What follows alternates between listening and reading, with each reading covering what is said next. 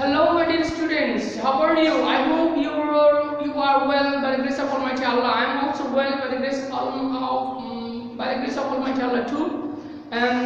Today we will discuss our new topics that is included in your syllabus. I think the syllabus which provided to you.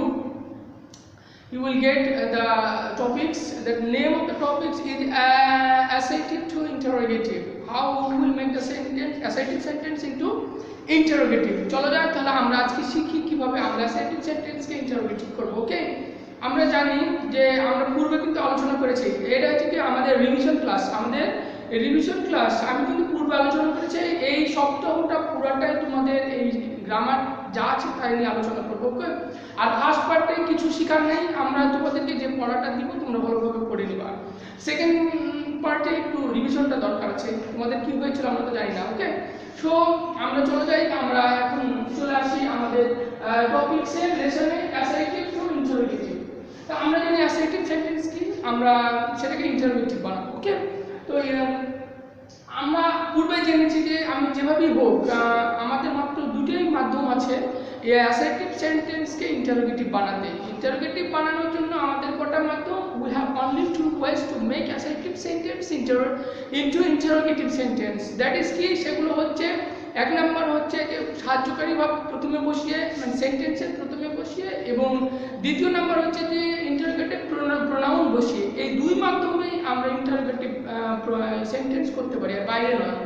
তাহলে let's get started. How we will make interrogative sentence by placing auxiliary verb at the beginning of the sentence। কিভাবে আমরা auxiliary ভার্বকে প্রথমে বসিয়ে interrogative করব সেটা আমরা চলে যাই দেখি, ঠিক আছে? দেখো, আমরা কিন্তু জানি যে যখনই তুমি সেন্টেন্সকে ইন্টারোগেটিভ করবা তখন আমাকে সর্বপ্রথমে কি করতে হবে, সাহায্যকারী ভার্ব বসাতে হবে। কি বসাতে হবে? সাহায্যকারী ভার্ব আমাকে বসাতে হবে, তারপরে সাবজেক্ট। আচ্ছা, একটা জিনিস মনে রাখবা যে ইন্টারোগেটিভ যখন করবা তখন তুমি দুইভাবে করতে পারবা। যদি ওই সেন্টেন্সে নট থাকে তাহলে তুমি নট বসাবা, আর আরেকটা যদি নট না থাকে তোমাকে নট আনতে হবে। নট যদি থাকে তাহলে উঠে যাবে, আর না থাকলে আনতে হবে, এটা মনে রাখবা। তাহলে সাহায্যকারী verb plus subject plus not. Not না থাকলে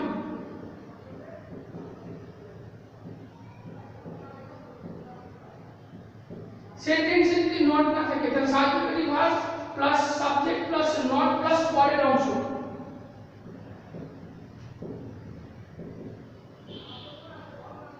প্রশ্নবোধক চিহ্ন, এভাবে তুমি বসাতে পারবা, ঠিক আছে? আর একটা নিয়ম হচ্ছে বা দুইভাবে বসাতে পারো, অথবা তুমি কি করতে পারবা, একটা হচ্ছে যেহেতু সাহায্যকারী ভাব নাই, কি বলে নট নাই, তাই তোমাকে নট তুমি দুইভাবে আনতে পারো। You can use not in two ways. কিভাবে? একটা হচ্ছে সাহায্যকারী with auxiliary verb, without auxiliary verb. How? তুমি কিভাবে করবে, যদি সাহায্যকারী ভার্বের সাথে বসাতে চাও তাহলে তোমাকে কন্ট্রাকশন ফর্ম বসাতে হবে। দ্যাট ইজ কন্ট্রাকশন ফর্মটা আবার কি, যেমন ধরো এর সংক্ষিপ্ত রূপ সাহায্যকারী ভার্ব প্লাস নট এর সংক্ষিপ্ত রূপ, যেমন কি ইজ নট, এর সংক্ষিপ্ত রূপ কি ইজন্ট, ঠিক আছে? হ্যাজ নট, এর সংক্ষিপ্ত রূপ কি হ্যাজন্ট। ওকে, তারপরে are not, aim, may not, do not. Okay, এরকম ডু নট, এর সংক্ষিপ্ত হচ্ছে ডোন্ট। ডাজ নট, এর সংক্ষিপ্ত রূপ হচ্ছে ডাজন্ট। এই যে এগুলো হচ্ছে কি সংক্ষিপ্ত রূপ। তুমি যখন তোমরা সাহায্যকারী ভার্বের সাথে নট বসাবে তখন এইভাবে বসাতে পারো, আর যদি সম্পূর্ণভাবে বসাও তাহলে এইভাবে বসাতে পারো, ঠিক আছে? তাহলে আমি বলতে পারি কি, সাহায্যকারী verb plus not plus not, কি এটা হচ্ছে সংক্ষিপ্ত রূপ, ঠিক আছে? সংক্ষিপ্ত রূপ প্লাস সাবজেক্ট প্লাস পরের অংশ।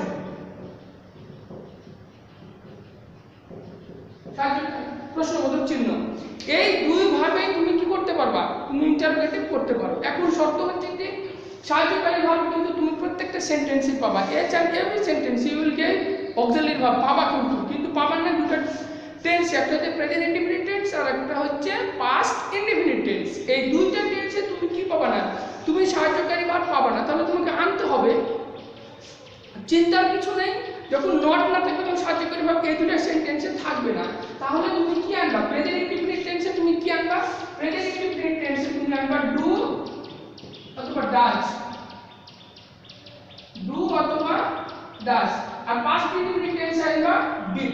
ঠিক আছে, এটা হচ্ছে প্রেজেন্ট আর এটা হচ্ছে পাস্ট। তাহলে প্রেজেন্টে ডু অথবা ডাজ, সরি ডু অথবা ডাজ এই দুটোই নিয়ে আসবে। ওকে, এখন শর্ত হচ্ছে যে ডু আসবে যখন ভার্ব প্রেজেন্ট, আর যখন এস বা ইএস যুক্ত থাকবে ভার্ব তখন ডাজ নিয়ে আসবে। যেমন দেখুন, তাহলে আমি প্রথমে কি শিখলাম? প্রথমে শিখলাম আমাকে সাহায্যকারী ভার্ব প্লাস নট নিয়ে আসতে হবে। এটা কিন্তু নিয়ম হচ্ছে যখন সেন্টেন্সে নট থাকবে না। যেমন একটা উদাহরণ দিই, আই ট্রাইস।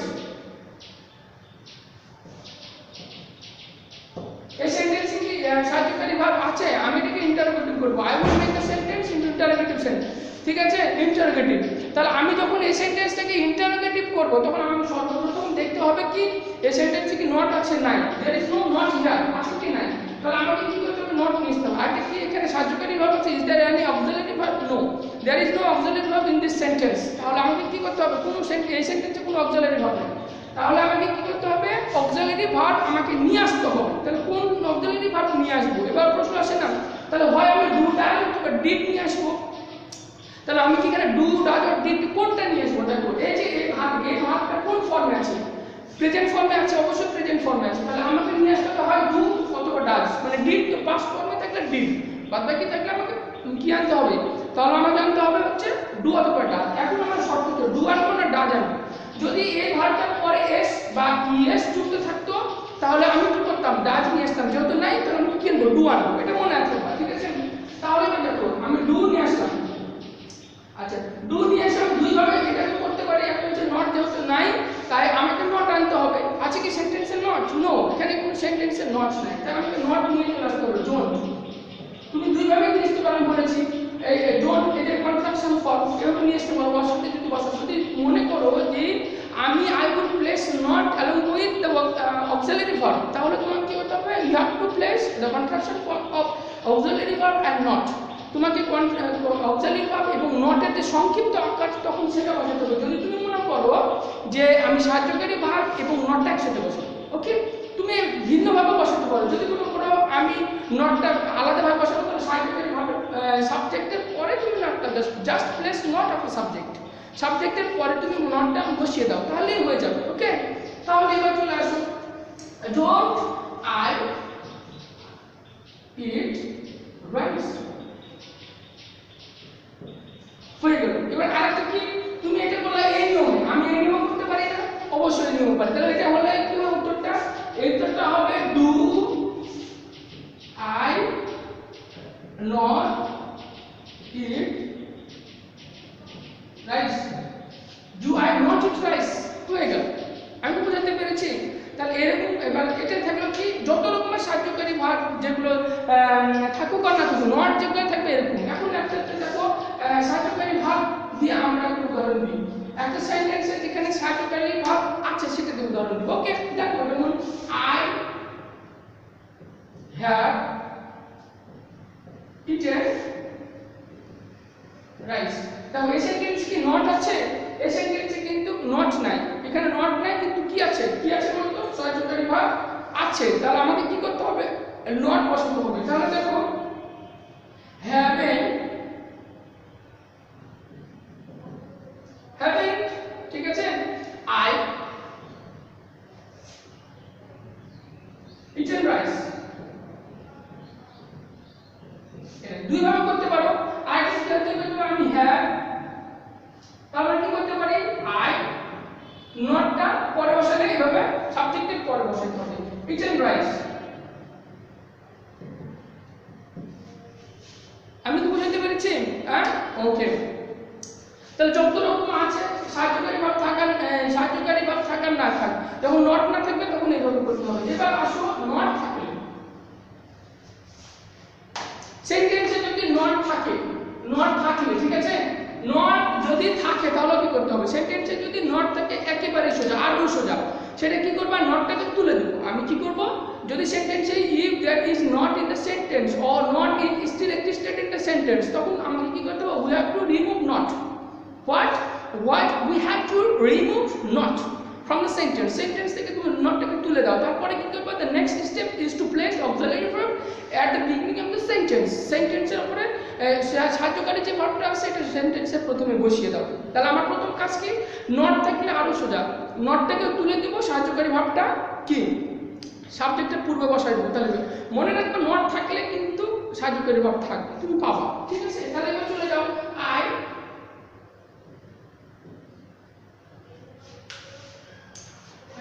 Subject not. আচ্ছা, নটটা উঠে যাবে, সাহায্যকারী ভার্ব সাবজেক্ট নট। ঠিক আছে, I do not eat rice. আচ্ছা দেখো এই সেন্টেন্স কি নট আছে? আমি সব সেন্টেন্সে নট পেয়ে গেছি। তাহলে শর্ত কি? What is the condition, terms and condition of the sentence if there is not in the sentence to make it interrogative. তাহলে আমাকে কি করতে হবে? নটটাকে we have to remove it, নটটাকে কি করতে হবে? উঠিয়ে দিতে হবে। তাহলে আমি কি করব? নটটাকে তুলে দেব। তাহলে কি থাকবে? এবার দেখো সাহায্যকারী ভাব আছে, সাহায্যকারী ভাবটাকে এবার আমরা কি করব? এবার হচ্ছে সাহায্যকারী ভাবটাকে আমি সাবজেক্টের পূর্বে বসিয়ে দেব। তাহলে এই সেন্টেন্সে সাহায্যকারী ভাবটা যদি আমি সাবজেক্টের পূর্বে বসাই তাহলে সেটা কি হবে? Do I eat rice. Interrogative শেষ। ঠিক আছে, সাহায্যকারী ভাব দিয়ে ইন্টারোগেটিভ শেষ। বুঝতে পেরেছো? ওকে, এখন চলে আসো। তাহলে নট থাকলে নট থাকলে না থাকলে। এবার দেখো আমি যদি সেন্টেন্সে কি কি থাকলে এভরিবডি,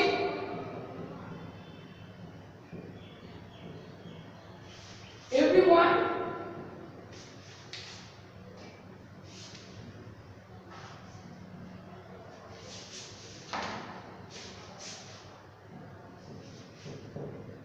somebody,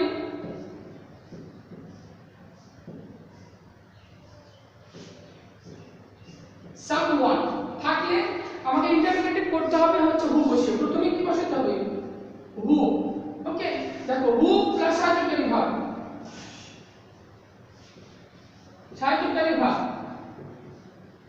প্লাস নট। মনে রাখবে একটা সেন্টেন্স, রিমেম্বার ওয়ান থিংস, যখনই এই সেন্টেন্সে everybody, everyone, somebody, someone or হচ্ছে ওয়াল এগুলো যখন থাকবে তখন অবশ্যই ওখানে কিন্তু নট থাকবে না। কি থাকবে না? নট থাকবে না। তাহলে তোমাকে নট আনতে হবে।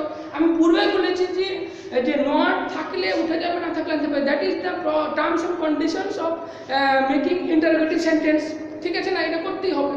তাহলে এই সেন্টেন্সে নট থাকলেও তোমাকে নট আনতে হবে। সুতরাং সাহায্যকারী ভাব থাকলেও আনতে হবে, না থাকলেও আনতে হবে। এটা কিন্তু তোমরা মনে রাখবা। ঠিক আছে, তাহলে এবার দেখো আমি একটা উদাহরণ দিই।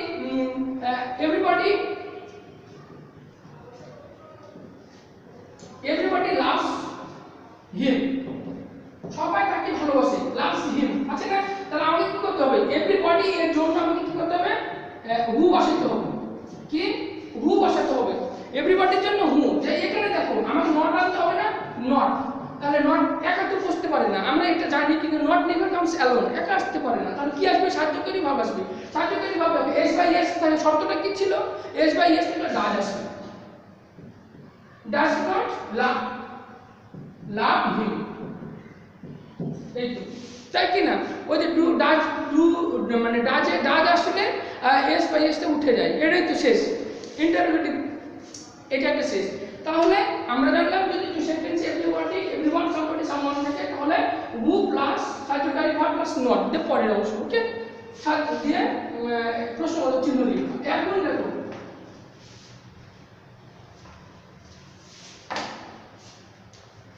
nobody,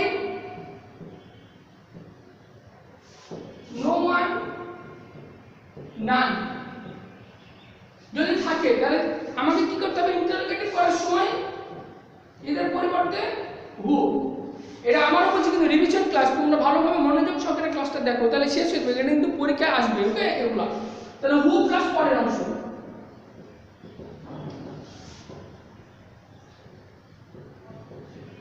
সেন্টেন্সে নো বা নট জাতীয় কিছু থাকলে ইন্টারোগেটিভ করার সময় একেবারে সোজা, তাই না?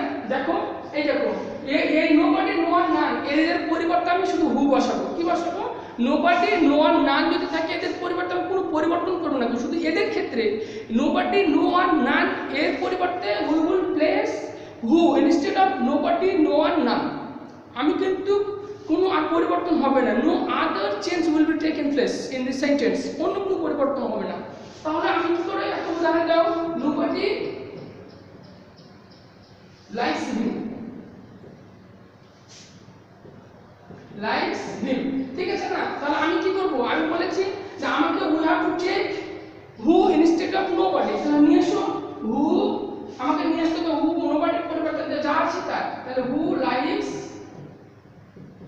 হিম, শুধু ইন্টারোগেশন মার্কস দিয়ে দিলে হয়ে যাবে আমাদের শেষ ইন্টারোগেশন সেন্টেন্স, ঠিক আছে? তাহলে আমরা মোটামুটি ভাবে আমাদের কমপ্লিট, কিন্তু যত রকমের অ্যাসার্টিভ থেকে ইন্টারোগেটিভ আসুক আমরা কিন্তু এখন পারবো। এখন তোমরা চলে যাও তোমাদের প্যারাগ্রাফ দেখো, তোমাদের একটা কিন্তু প্যারাগ্রাফ আছে, প্যারাগ্রাফটা তোমরা কিন্তু মনে রাখতে হবে। সেকেন্ড পেপারে একটা প্যারাগ্রাফ হচ্ছে your reading room, your first day at school, winter morning, early rising, application, leave of absence, fulfil studentship.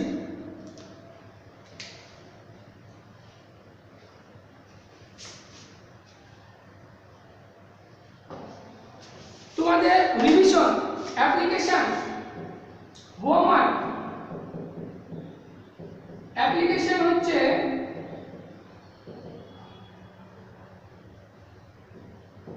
Application, leave of absence,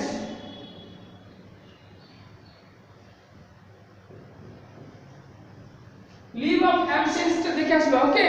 leave of absence দেখে আসবে অ্যাপ্লিকেশন, ওকে? তোমরা কিন্তু বাসায় এটা দেখবা, ওকে? আর যাদের নবদূত আছে আমি বললাম, নবদূতের কিন্তু তোমরা ফার্স্ট পেপারের জন্য সিট প্যাসেজ এটা কিন্তু ভালোভাবে দেখে নিবা। এমসিকিউ থাকবে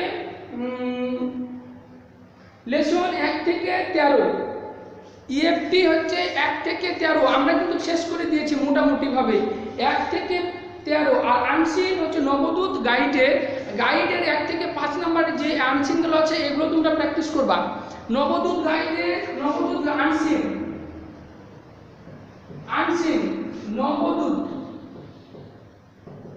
নবদূত